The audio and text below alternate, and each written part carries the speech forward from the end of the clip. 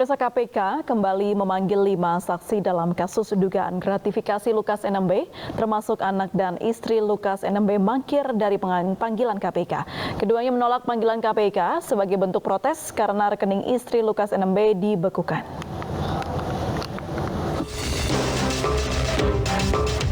Komisi Pemberantasan Korupsi telah memanggil 5 orang saksi pada kasus gratifikasi yang menjerat Lukas NMB. Saksi yang dipanggil yaitu 3 orang dari pihak swasta, sedangkan 2 lainnya adalah istri dan anak Lukas NMB. Istri dan anak Lukas NMB enggan memberikan keterangan dan mengambil hak untuk menolak memberikan keterangan dalam kasus ini.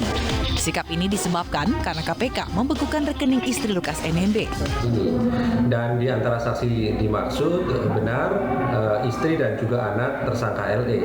Informasi yang kami peroleh, para saksi ini tidak hadir di Gedung Merah Putih KPK Jakarta tanpa ada konfirmasi apapun kepada tim penyidik KPK, sehingga tentu kami segera lakukan panggilan yang kedua sebagai saksi dan kami berharap para saksi ini dapat kooperatif hadir memenuhi panggilan tim penyidik KPK. Tim kuasa hukum Lukas NMB akan segera bersurat ke KPK mengenai hal tersebut. Ibu Lukas dan putranya Bona menyatakan akan menggunakan hak itu, yaitu tidak akan memberikan keterangan. Apalagi dalam surat panggilannya disebutkan berkaitan dengan transfer uang 1 miliar. Apalagi informasi lagi, status mereka sebagai saksi tapi sudah ada upaya paksa. Ya, Ibu Gubernur mengatakan rekeningnya juga diblokir. Jadi ada kalanya tindakan KPK itu yang menurut undang-undang sesuatu rekening diblokir hanya dalam status seseorang tersangka. Sebelumnya, KPK juga telah memanggil Presiden Direktur PT RDG Airlines dan pilot pesawat tersebut. KPK juga memeriksa seorang pramugari terkait dengan penggunaan jet pribadi oleh Lukas NMB di berbagai tempat.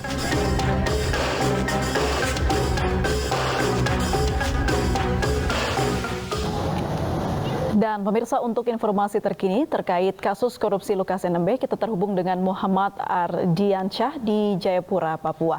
Ya Ardiansyah, seperti apa informasi kapan sekiranya Lukas NMB bisa diperiksa KPK?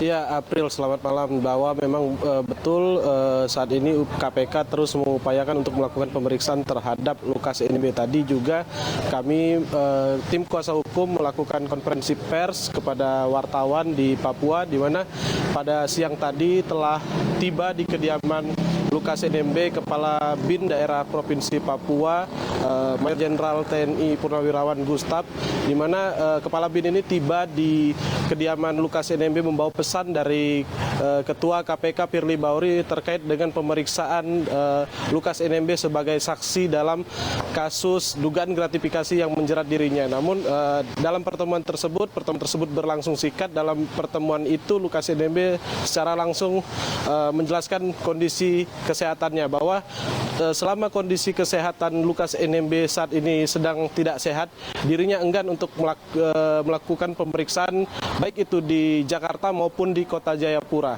Begitu, April. Baik, terima kasih Ardiansyah, selamat bertugas kembali. Pemirsa, mantan Kadif Propam Polri Verdi Sambo akhirnya meminta maaf kepada keluarga Brigadir Joshua. Ia mengaku menyesal karena tak mampu menahan emosi.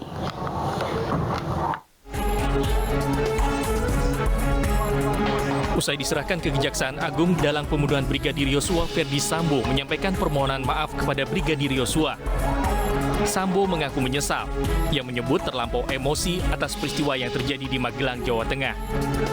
Sambo mengungkap pembunuhan itu dilakukan atas kecintaannya kepada sang istri. Saya lakukan semua ini karena kecintaan saya kepada istri saya. Saya tidak tahu bahasa apa yang dapat saya mengungkapkan perasaan, emosi, dan amarah akibat peristiwa yang terjadi di Magelang.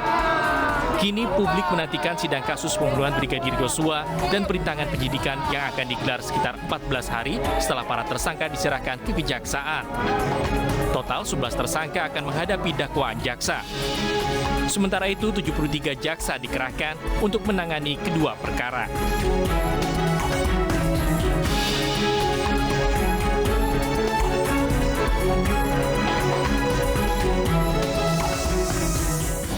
Pemirsa, tersangka pembunuhan berencana Baradae Richard Eliezer mengaku siap membuktikan perintah Verdi Sambo untuk membunuh Brigadir Joshua. Pengacara Baradae Eliezer menyebut kesaksian kliennya akan menjadi kejutan di persidangan.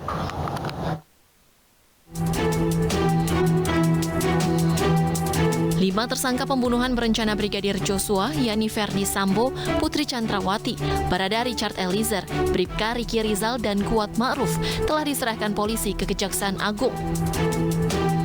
Selanjutnya, Kejaksaan mempunyai waktu 14 hari untuk membuat surat dakwaan kelima tersangka. Kuasa hukum Baradae, Roni Talapesi, menyebut kliennya siap bersidang. Ia mengaku tengah menyiapkan kejutan untuk ditampilkan di persidangan. Salah satunya membuktikan perintah Verdi Sambo kepada Baradae untuk membunuh Brigadir Joshua. Ada salah satu saksi yang namanya RR kan. RR kan dipanggil juga kan. Nah, itu.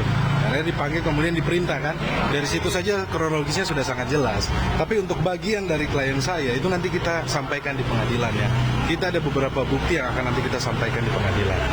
Juga menghadirkan saksi-saksi yang meringankan Baradae. Betul, saksi yang meringankan, kemudian ahli juga kita sedang siapkan. Ada beberapa. Kuasa hukum juga menilai kondisi Baradae cukup sulit akibat banyaknya beban yang diemban. Timnya terus menjaga kondisi psikologis Baradae agar keterangannya tetap jujur dan konsisten. Kuasa hukum pun berharap persidangan digelar secara tatap muka untuk memudahkan pembuktian.